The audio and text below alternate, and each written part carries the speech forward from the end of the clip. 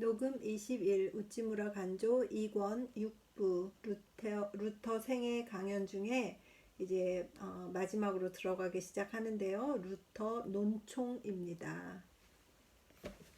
잠깐 기도하겠습니다. 주님 은혜를 감사합니다. 오늘 또 책 읽습니다. 루터 논총 강연에는 어떤 것들이 있을런지 기대가 되고 또 이 글을 읽으면서 저에게 어떤 감동을 주실지 참 기대가 됩니다. 주님 함께해 주시옵시고 들으시는 분들도 함께 은혜 받을 수 있도록 인도하여 주시옵소서. 감사드리며 예수님 이름으로 기도드립니다. 아멘. 오늘 마침 제가 데이 오프고 쉬는 날이라서 좀 이렇게 편안하게 책을 읽게 되었습니다. 다른 때는 좀 마음이 조급한 점이 있었는데 오늘 이제 쉬는 날이라서 조금 쉬운 것 같습니다. 루터 논총 중에 첫째로 이제는 뭐 이렇게 몇 장이다 몇 강이다 이렇게는 안 쓰시고 작은 제목으로 루터를 위한 변론 이렇게 해서 글이 있습니다. 우선 그걸 먼저 읽도록 하겠습니다. 루터 논총 루터를 위한 변론. 바야흐로 전 세계는 독일에 대하여 총공격을 가하고 있다. 동시에 또 독일인인 루터의 종교개혁 사업을 기념하고 있다. 진리는 지역적이 아니고 중심적이다. 국가적이 아니고 세계적이다. 인종적이 아니고 인류적이다. 루터는 순수한 독일인이지만 순수한 크리스천이었기 때문에 그처럼 전 세계, 전 인류가 동조하고 있다. 루터를 낳은 독일은 행복한 나라다. 세계적 위인을 낳았기에 독일은 세계적인 국가가 되었다. 비록 이번 전쟁에서 패한다 하더라도 루터의 독일은 영원히 멸망하지 않는다. 영국은 바다를 제압하고 프랑스는 육지를 제압하고 독일은 하늘을 제압한다고 시인 하이네는 말했다. 그런데 하늘은 단순히 공중을 가리켜 말하는 것이 아니다. 하늘을 제압한다는 것은 비행기 항공선으로서 하늘을 제패한다는 것이 아니다. 하늘이란 사상이다. 정신이다. 영혼이다. 독일이 하늘을 제압한다는 것은 독일은 인류의 사상을 제압하고 정신을 제압하고 신앙을 제압한다는 것이다. 영국으로 하여금 바다의 왕이 되게 하라. 프랑스로 하여금 육지의 권세자가 되게 하라. 그러나 루터의 독일은 이 지상이 아닌 하늘 세계의 패자가 되게 하라. 그러나 만약 독일이 그 천직에 충실하였더라면 이번 전쟁은 일어나지 않았을 것이다. 독일이 영국과 세계의 패권을 다투는 마당에 그는 크게 타락했다. 금과 은은 영국에 양보하라. 그리고 그대는 영계의 왕이 되어라. 이것은 하늘이 독일에 명한 것이다. 위대한 독일인의 이상은 여기에 있었다. 철학자 피이테는 그들을 대표하여 일찍이 그의 나라 사람들에게 말했다. 육체로 무기로 이기려고 애쓰지 말라. 그대의 적을 향하여 영적 위엄으로 굳게 서라. 마음과 도리의 왕국을 건설하라. 그리하여 물질적 세력으로 세계를 지배하려는 자를 정복하라. 위대한 이상이다. 레싱도 칸트도 괴테도 헤겔도 모두 이 이상을 품었다. 역사가 랑케는 비스마르크의 정략에 의하여 독일이 거대한 세계적 세력이 되어가는 것을 보고 한탄하여 말하였다. 만사는 파괴되어 가고 있다. 이제 누구와 장사와 돈 외에는 아무것도 말하지 않는다. 그리하여 루터의 독일은 타락했다. 명성은 하늘에서 떨어졌다. 영계의 왕이 지상에서 권리를 다투다가 치욕과 환난을 겪고 있다. 그러나 하나님은 독일을 사랑하신다. 나 역시 독일을 사랑한다. 철인 노발리스는 말했다. 철학은 빵을 굽지 못한다. 그러나 하나님과 자유와 영생을 제공한다. 독일은 나에게 하나님과 자유와 영생을 주었다. 미국은 세계에 빵을 제공하고 영국은 철과 석탄을 제공하는 데 반해 독일은 종교와 철학을 제공한다. 참으로 귀한 공급이다. 사람은 빵만으로 사는 것이 아니다. 철과 석탄은 없어도 된다. 그렇지만 하나님과 자유와 영생은 없어서는 안 된다. 그렇지. 그리하여 가난한 독일은 영적 위인을 배출하여 이 필수품을 공급한다. 철학에 관해서는 여기에서 말하지 않기로 하고 종교에 있어서는 나는 원래 독일 신자다. 더욱이 루터 신자다. 루터 교회 신자는 아니다. 루터 신자이다. 사상이 같으니까. 루터가 전한 신앙이 좋다. 루터는 나의 중추적인 부분이다. 그리스도와 그 사도를 제외하고 루터만큼 나에게 영향을 준 사람은 없다. 이야, 우찌무라 선생님은 이렇게 영향을 받았네요.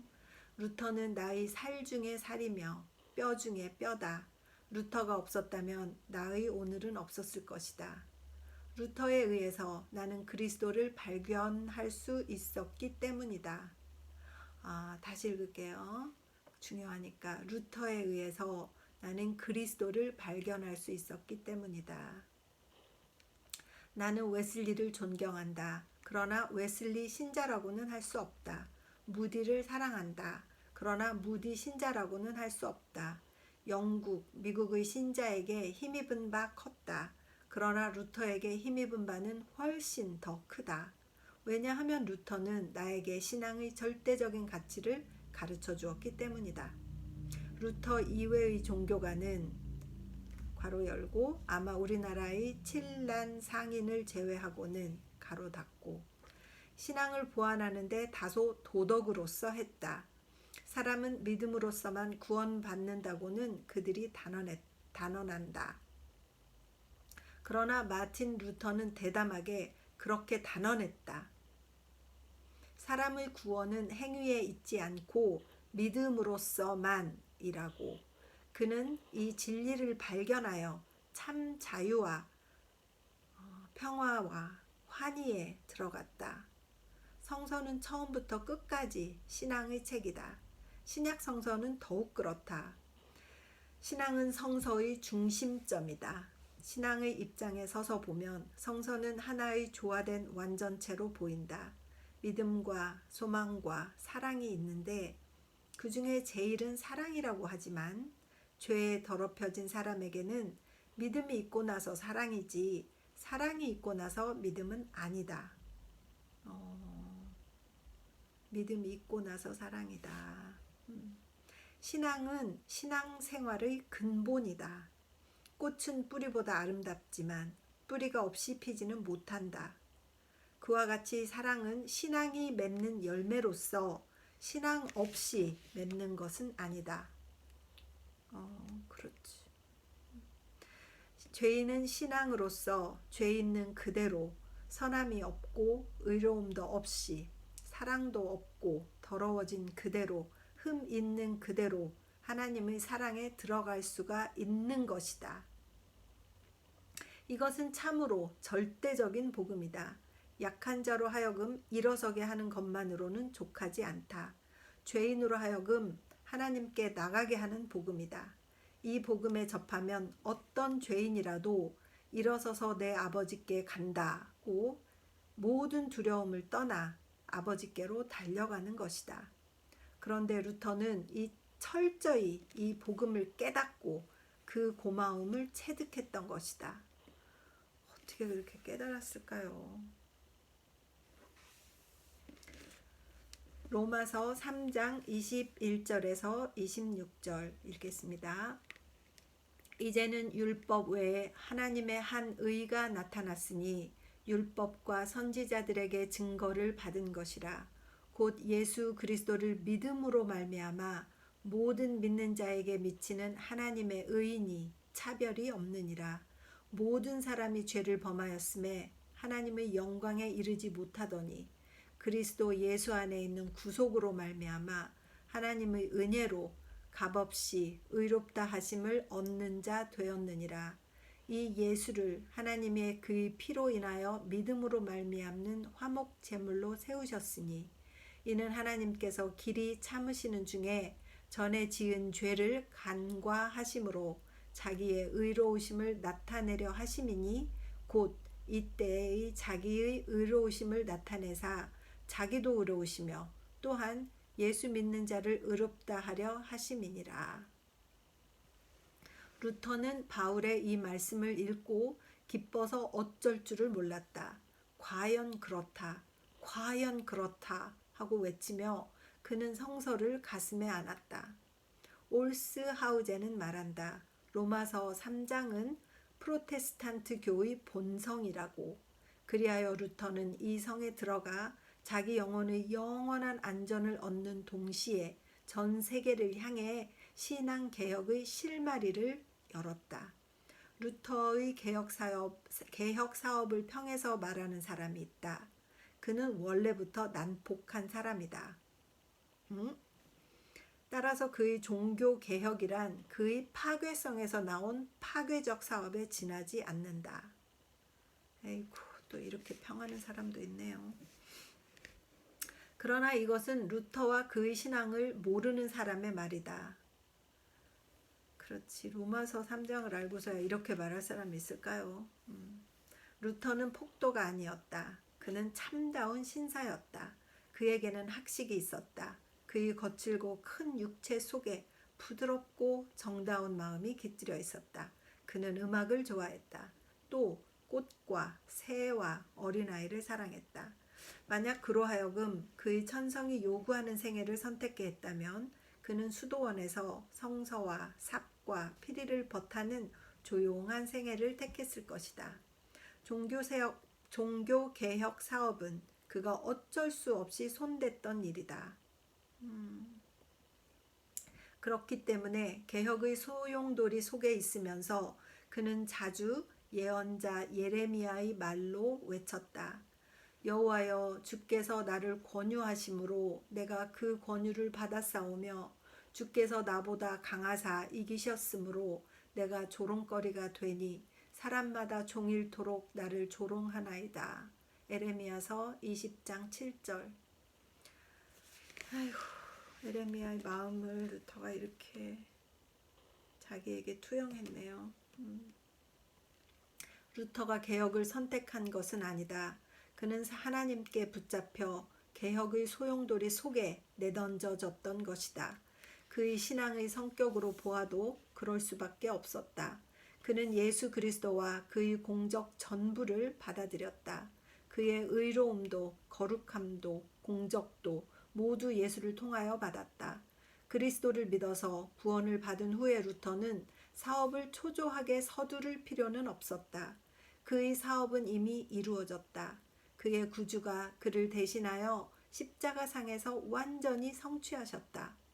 그는 이제 이를 믿고 신앙으로 이것을 자기 것으로 삼으면 그만이다. 그의 번민은 이미 떠났다. 큰 일을 해서 하나님께 칭찬받으려는 욕망은 사라졌다. 그는 만족과 평화의 생애로 들어갔다. 이제부터는 성서 연구와 사랑의 활동에 그 평화로운 일생을 보내고자 하는 것이 생애의 방침이었다. 인생 문제는 완전히 해결되고 공포는 떠나고 환희가 임했다. 작센 후작의 초청으로 비텐베르크 대학에서 교편을 잡은 후에는 그의 영혼과 육체에 아무런 부족함이 없었다. 그는 나이 35세에 처음으로 인생의 봄을 만났다. 그러므로 루터는 개혁을 요구하지 않았다. 그러나 교회와 유럽은 이것을 요구했다. 하나님이 요구하신 것이지. 그러므로 개혁이 루터로부터 시작된 것이 아니라 루터에게 부닥쳐서 시작된 것이다. 온 유럽을 발 아래 둔 로마 교회는 이제 생명이 없는 큰 시체였다. 여기에 대하여 광부의 아들인 마틴 루터는 살아있는 진리의 신앙이 있었다. 교권 대 신앙, 물력 대 정신, 여기에 또 역사의 무대 위에 빌라도에 대하여 그리스도가 섰던 것이다. 그리하여 충돌은 쌍방에서 도전 없이 시작되었다. 면죄부 매매 사건이 전투 개시의 기회가 되었다. 자기와 관련이 없는 동안은 루터는 침묵을 지켰다. 그러나 문제가 자기에게 맡겨진 양떼에 임박했을 때 그의 양심은 더 이상 침묵을 지킬 수 없었다. 그러나 그는 즉각 죄악을 공격하지 않았다. 다만 교리상의 문제로 이것을 상식의 판정에 호소했다. 그가 비텐베르크 성내 교회 문짝에 내다건 95개조의 논제는 글자 그대로 신학상의 논제에 지나지 않았다. 그러나 명백한 오류는 이것을 제시하는 것만으로 쓰러진다. 의론으로 싸울 필요도 없이 죄를 의문에 붙이면 죄는 죄로 드러나서 죄로 정해진다. 교회의 오류는 누구나 인정했지만 전 유럽에서 홀로 루터만이 오류를 오류로 지적할 용기를 가졌던 것이다. 용기가 있어야 돼요. 그죠? 힘들어도. 당시도 지금이나 마찬가지로 사람은 안전제일주의로 내 몸에 위험이 올 경우에는 명백한 오류인 줄 알면서도 누구나 침묵을 지켰던 것이다. 그런데 루터 한 사람만이 그는 너무도 정직했기 때문에 너무도 양심이 예민했기 때문에 자기의 안전을 돌보지 않고 앞뒤를 가리지 않고 어리석은 루터여 무모하게도 검은 것을 검다 하고 흰 것을 희다고 했다. 그것이 로마 교황청을 노하게 했다. 루터의 명백한 사실의 지적이 교회로서는 공격으로 느껴졌을 것이다. 이단, 반역의 소리가 루터에 대하여 나왔다. 마치 어린아이가 기둥에 머리를 부딪히고는 기둥을 나무라는 것과 같았다. 기둥이 어린아이를 친 것은 아니다. 어린아이가 기둥에다 부딪힌 것이다. 거짓된 큰 교회가 충실한 작은 루터에 부딪혀 부서진 것이다. 그런데 교회는 죄를 루터에게 돌려 스스로의 허위를 덮으려 했다. 루터는 신앙으로서 바위인 그리스도를 의지했으므로 바위처럼 튼튼했다. 교회는 이 세상 힘을 의지했기 때문에 신앙은 없어지고 질그릇처럼 약했다. 16세기의 종교개혁은 교회란 흙배가 루터의 신앙의 바위에 부딪혀 깨졌을 뿐이다. 큰일이라고 하면 큰일이다. 그러나 일은 극히 간단하다. 시인 로웰이 말한 것처럼 용감한 루터가 NO라고 대답했더니 그 NO에 부딪혀 온 유럽이 흔들렸다. 너무 멋있다 진짜.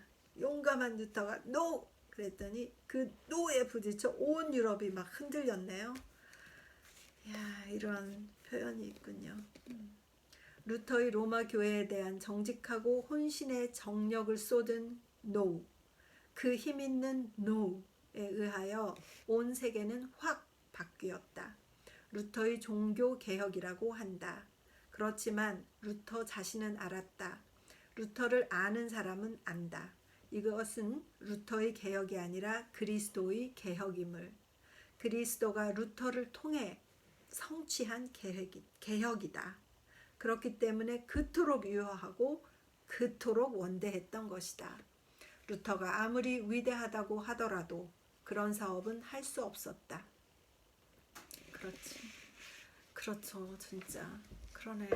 루터가 위대한 까닭은 바로 여기에 있었다. 당시 루터보다 훌륭한 학자는 많이 있었다. 에라스무스도 로이 힐린도 훨씬 루터 이상의 학식이 있었다. 그러나 루터만이 그리스도로 인해 죽은 사람이었다. 그만이 노발리스의 소위 자기 소멸을 자기에게 체험했다. 이제 사는 것은 내가 아니라 그리스도께서 내 안에 사시는 것이다. 고 한 것은 그의 중심에서 우러난 소리였다. 바울이랑 똑같네요. 이러므로 그리스도는 이 사람을 택하여 이런 큰 사업을 이룩하셨다. 루터 속에서 일하신 전능자를 인정하지 않고는 그의 개혁 사업을 모른다.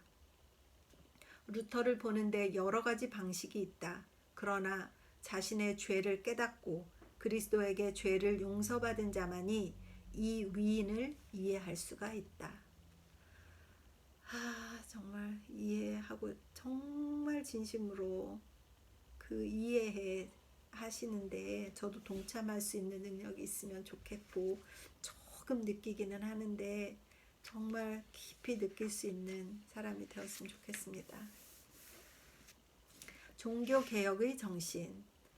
이 종교개혁의 정신은 1917년 10월 31일 밤 도쿄 간다 기독교 청년회관에서 한 강연입니다.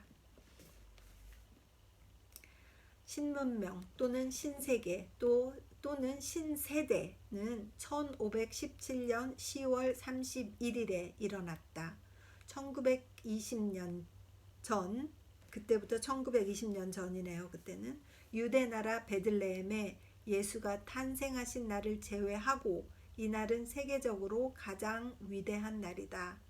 시인 로웰의 말을 빌리면 용감한 루터가 노라고 대답했더니 그 노에 부딪혀 온 유럽이 흔들렸다. 앞에 말한 그 말씀, 용감한 루터의 노, 너무 멋있습니다. 1453년 동로마 제국의 멸망으로서가 아니고 1492년 콜럼버스의 신대륙 발견으로서가 아니라 1455년 구텐베르크의 인쇄 기계 발명으로서가 아니고 1517년 루터의 로마 교황청이 판매한 면죄부 반대로서 근대사는 시작되었다. 이 날에 내가 오늘날 신봉하는 프로테스탄트교는 시작되었다. 그리하여 이 날로서 근세 철학과 근세 사상, 근세 과학과 근세 문학, 대의 정치와 신국가, 그 밖에 근대인이 누리는 모든 제도와 문물은 시작되었다. 축하할 것은 참으로 이날이다. 기념할 것은 참으로 이날이다. 인류가 있는 한 영원히 잊어버릴 수 없는 것은 마틴 루터가 비텐베르크 성례 교회 문짝에 그 95개조의 논제를 써붙인 이날이다. 1517년 10월 31일이네요. 역사상 이 운동을 가리켜 단순히 개혁이라고 한다. 참으로 유럽 천지에 떨어진 최대의 개혁이었다. 단순히 한 나라, 한 방면의 개혁이 아니라 문명 세계 전반의 개혁이었다. 그러므로 이를 가리켜 The Reformation, 즉 유일의 개혁이라고 해도 잘못이 없다. 유명한 영국 법리학자 제임스 맥킨토시가 말한 것처럼 근세의 대의정치라고 하는 것이 원래 사람의 의라고 하는 것은 행위에 의하지 않고 신앙에 의한다는 루터의 신앙에서 비롯된 것이라고 한다면 과거 400년간의 정치 역사도 그 발단은 16세기의 큰 개혁에서 시작되었던 것이다. 이 큰 개혁을 여러 방면에서 볼 수도 있다. 정치 개혁상의 개혁으로 볼 수도 있다. 문예 부흥, 즉 르네상스의 한 방면으로 볼 수 있다. 독일 민족의 라틴 민족에 대한 반항으로 볼 수 있다. 큰 개혁은 복잡한 큰 운동이었다. 이렇게 중세 시대는 지나가고 새 시대가 시작되었다. 온 유럽은 모든 방면에서 신생을 이룩했다. 그러나 신생은 종교로서 이룩된 것이다. 16세기의 큰 개혁은 바로 종교적 개혁이었다. 종교적 개혁이었기 때문에 유럽을 근본부터 고쳤다. 종교는 인생의 한 방면이 아니다. 그 뿌리요 전반이다. 종교가 잘못되면 사람은 그 전 생애를 그르친다. 그렇지. 진짜 그러네요. 종교가 잘못되면 사람은 그 전 생애를 그르친다. 정치가 고쳐져야 종교가 고쳐지는 것이 아니다. 종교가 고쳐져야 정치가 고쳐지는 것이다. 이야, 그 밖에 문학, 과학, 예술 모두가 다 그렇다. 제도, 문명은 모두 결과다. 종교만이 그 뿌리이다. 이야, 그것은 그럴 수밖에 없다. 종교는 사람의 영혼에 관한 것이기 때문이다. 그렇지. 종교는 영적인 생명이다. 모든 활동의 근본이다. 그러므로 말한다. Be right with God and will be right 라고. 다시 한번 읽을게요. Be right with God and all will be right 라고. 하나님과 하나님께 오르면 모든 것이 옳다라는 말이죠. 즉 하나님과 올바른 관계를 맺어라. 그러면 만사가 올바를 것이다 라고. 진짜 갈수록 감탄이 나오네요. 하나님과의 관계, 즉 종교가 바로잡히면 만사가 바로잡히기 마련이다. 16세기의 큰 개혁은 특히 종교적 개혁이었으므로 그 감화는 전반적이었고 그 결과는 영구적이다. 루터는 종교가였기 때문에 이 큰 개혁의 원동력이 될 수 있었다.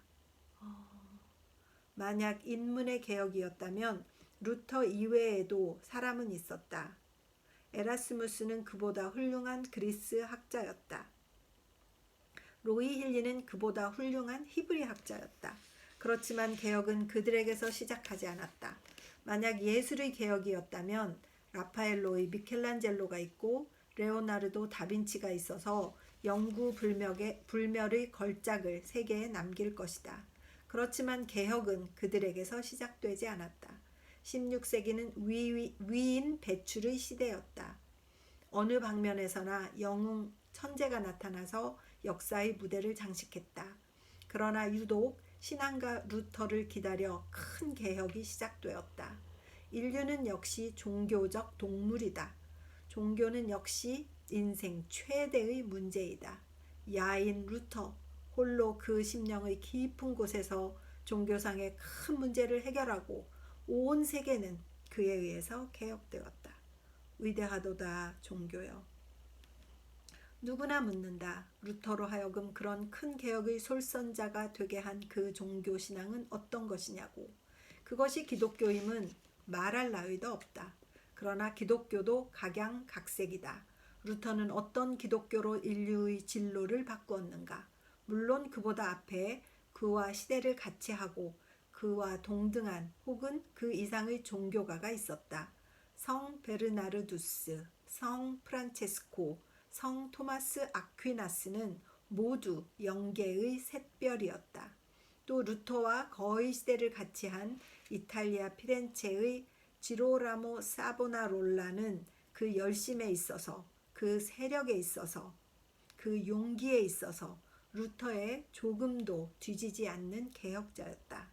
그러나 그들이 주도한 개혁은 모두 좌절되고 새 시대는 그들 중 누구로서도 시작되지 않았다. 무슨 이유에서 루터만이 개혁을 성공시켰는가? 이것이 누구나가 알고 싶어 하는 점이다. 그렇지, 훌륭한 사람들이 많이 있었는데 어떻게 이렇게 루터가 개혁을 성공시켰을까요? 이 질문에 답하여 루터의 종교개혁은 성서의 재발견에서 비롯되었다고 하는 것이 보통이다. 그러나 루터 이전에는 성서가 무시되었다고 하는 것은 큰 잘못이다. 루터 이전에도 성서의 연구는 있었다.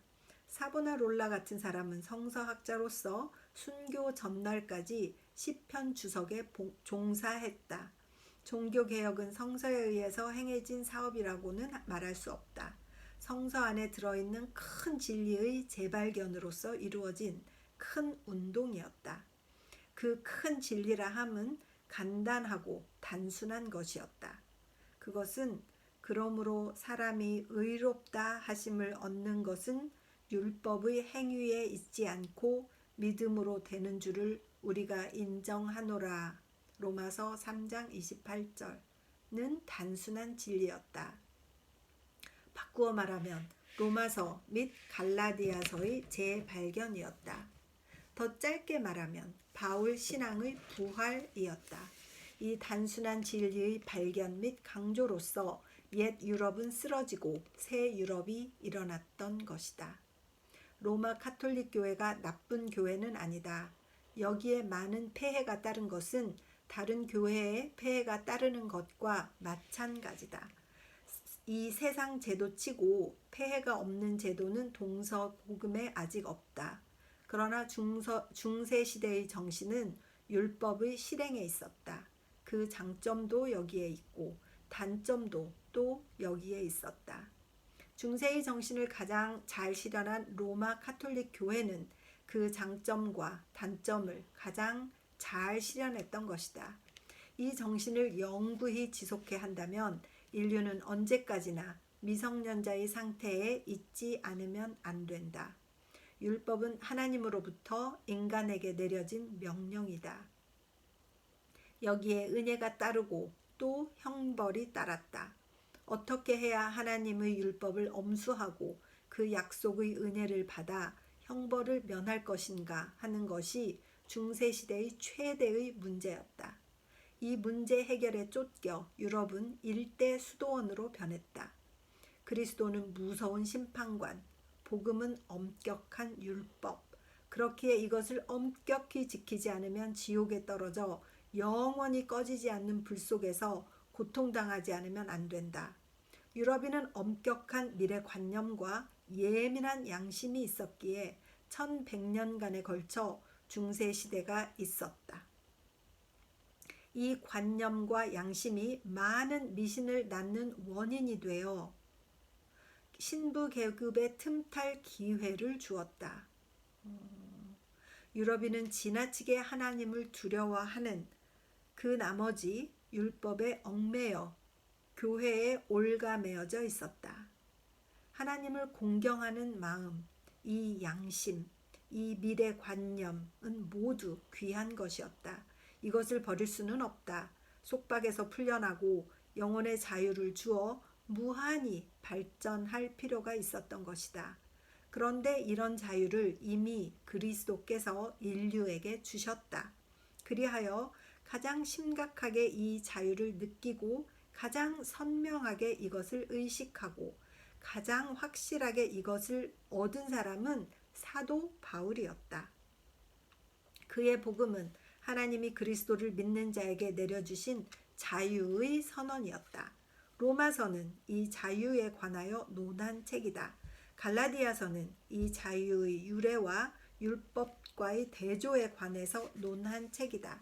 그 밖에 그의 13통의 편지는 모두 이 자유를 얻게 하기 위해 쓰여진 책이다. 로마서 3장 21절에서 28절 이제는 율법 외에 하나님의 한 의가 나타났으니 율법과 선지자들에게 증거를 받은 것이라.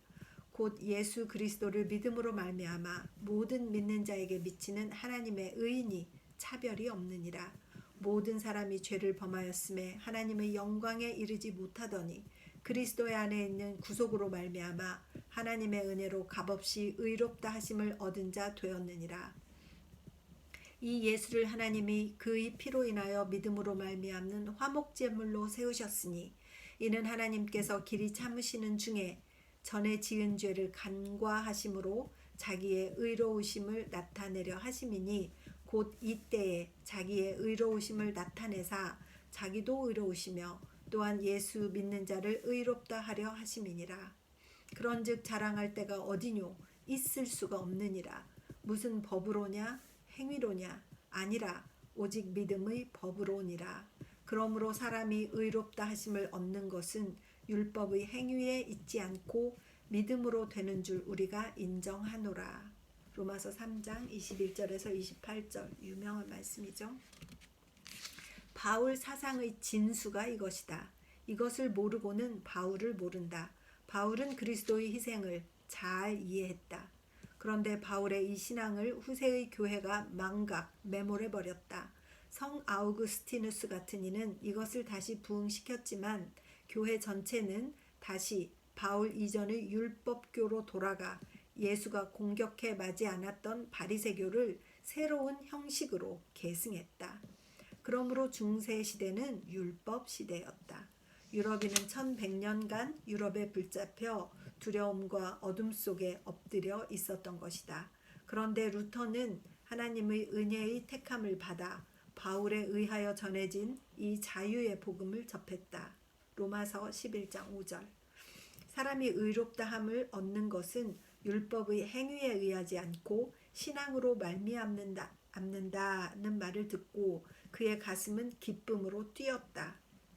속죄의 제물은 이미 그를 위해서 그리스도의 피로써 바쳐졌다고 하니 무거운 짐은 그의 어깨에서 사라지고 인간의 생각을 초월하는 평화가 그의 마음에 찾아왔다. 로마서와 갈라디아서는 그가 가장 사랑하는 책이 되었다. 그 속에서 그는 그의 마음의 체험을 읽었다. 그 한마디 한마디가 그에게는 아멘, 아멘이었다. 내가 그리스도와 함께 십자가에 못 박혔느니 그런즉 이제는 내가 산 것이 아니오 오직 내 안에 그리스도께서 사신 것이라. 이제 내가 육체 가운데 사는 것은 나를 사랑하사 나를 위하여 자기 몸을 버리신 하나님의 아들을 믿는 믿음 안에서 사는 것이라. 갈라디아서 2장 20절. 루터의 일생은 바울의 이 한마디 말로써 다 설명할 수가 있다. 중세 시대에 태어난 루터는 율법을 행함으로써 하나님의 구원을 받으려고 했다. 교회가 부과하는 난행, 고행을 마다하지 않은 것은 이 때문이었다.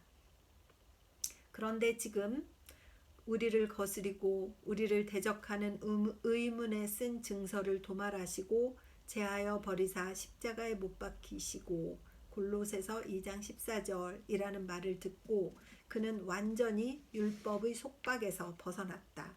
그리하여 성서가 루터를 율법의 노예의 멍에에서 벗어나게 함과 동시에 교회의 억압과 중세시대의 어둠으로부터 벗어나게 했다. 참으로 간단한 진리다. 이 진리가 바울을 통해 세계를 구원한 것과 마찬가지로 다시금 루터를 통해 유럽을 구원했다. 그리스도의 십자가, 만인을 위해서 흘리신 예수님의 피, 루터는 이것을 믿어 먼저 자기부터 구원받고 그 다음에 하나님께 쓰임받음으로써 온 유럽을 구하고 새 시대와 새 세계를 여는 도구가 되었다. 종교개혁의 정신은 이것이다. 루터의 신앙이다. 사람을 의롭다 하는 것은 율법에 의하지 않고 신앙에 의한다는 그 신앙이다. 이 신앙으로서 그는 중세시대와 손을 끊고 새 시대로 들어갔다. 그리하여 그의 인도에 따라 유럽은 중세의 어둠을 떠나 근세의 빛으로 들어간 것이다. 물론 이것만으로써 개혁 사업이 이루어진 것은 아니다. 이 밖에 많은 다른 정신, 다른 동기가 이를 도왔다. 그러나 개혁 운동을 문예부흥의 한 방면으로 보는 것은 큰 잘못이다. 유럽은 그리스 로마의 고전으로 구원된 것이 아니다. 히브리인의 성서에 의해서 구원된 것이다. 16세기의 큰 개혁은 문학자에 의해서 일으켜진 사상 개혁이 아니다. 신앙가에 의해서 일으켜진 양심의 개혁이다. 당시의 경제 상태, 정치 상태도 크게 이 운동을 도왔다. 그러나 그 원동력은 다른 데 있었다. 유럽인, 특히 독일 민족의 신앙적 체험에 있었다. 이 운동이 여기에 뿌리박았기에 불로써도 이것을 태울 수 없었고 물로써도 이것을 끌 수가 없었다.